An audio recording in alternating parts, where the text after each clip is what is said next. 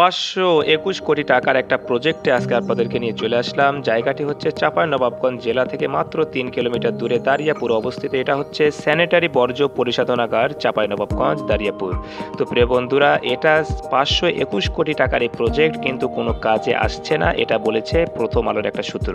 তো প্রিয় বন্ধুরা, চলুন আজকে আপনাদেরকে এই 521 কোটি টাকার এই জায়গাটি আপনাদেরকে ঘুরিয়ে ঘুরিয়ে দেখাই। ইনশাল্লাহ এখানকার মানুষের মুখ থেকে শুন। বর্জ্য দিয়ে কি হবে? গ্যাস? হ্যাঁ, কোনো কিছু ওই প্ল্যান এখনো নাই।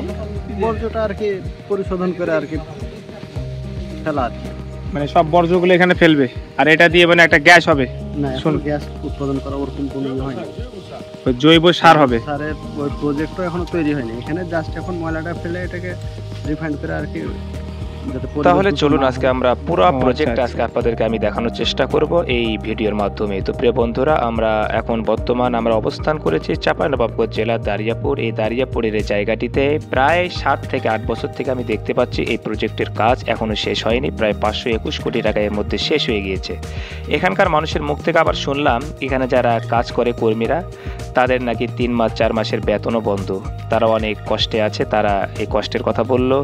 যদি কোনো বড় কর্মকর্তা চাঁপাইনবাবগঞ্জের জেলা প্রশাসকের কাছে আমার এই বার্তাটি পৌঁছে যায়, এই ভিডিওটি আপনি দেখে থাকেন, তাহলে অবশ্যই এই স্যানিটারি বর্জ্য পরিশোধনাগার দারিয়াপুরের এই জায়গাটির মানুষরা কেমন আছে, এখানকার কর্মীরা, সেটা অবশ্যই আহ্বান করব। তো প্রিয় বন্ধুরা, দেখতে পাচ্ছেন আমরা আজকে এই পুরো ভিডিওর মাধ্যমে আজকে দেখাবো এখানকার প্রজেক্টের কাজের কিছু চিত্র। তো দেখতে পাচ্ছেন এখানে হাজার হাজার কোটি কোটি টাকা শুধু ফেলিয়ে রাখা হয়েছে, কিন্তু কোনো কাজে আসছে না। এখানে এখনো পর্যন্ত কাজ শুরু করা হয়নি।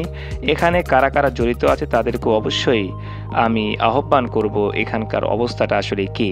তো প্রিয় বন্ধুরা, চাঁপাইনবাবগঞ্জের বিভিন্ন জায়গার ভিডিও আমার এই চ্যানেলে আপনারা দেখতে পারেন। আমি চেষ্টা করব চাঁপাইনবাবগঞ্জের প্রত্যেকটা জায়গার ভিডিও আপনাদের সামনে তুলে ধরার। তো আমার ভিডিওগুলো কেমন লাগে অবশ্যই কমেন্টস করবেন। পরবর্তী আরেকটা ভিডিও পাওয়া পর্যন্ত সকলেই ভালো থাকবেন, সুস্থ থাকবেন। আসসালামু আলাইকুম ওয়া রাহমাতুল্লাহি ওয়া বারাকাতুহু।